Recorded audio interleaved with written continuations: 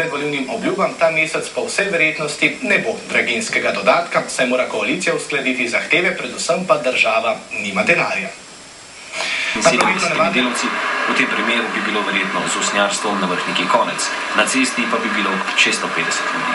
Torej, invalidsko podjetje brez tega začetnega zagonskega kapitala ne more preživeti.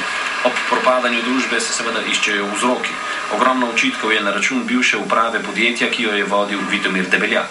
Neuradno je poslovanje v tem času, ko je bil svetovalec uprave Britanec Greg Strmer, tudi pod drobnogledom kriminalistov.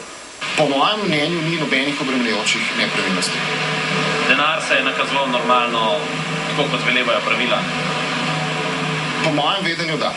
Leta 2007 je pod Debeljakovim vodstvom podjetje končalo z vsaj 3,5 milijoni evrov izgube.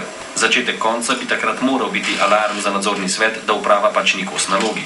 Nekdanji svetovalec uprave opozarja, da je prav ta odnos podjetje dokončno pahnil v prepad.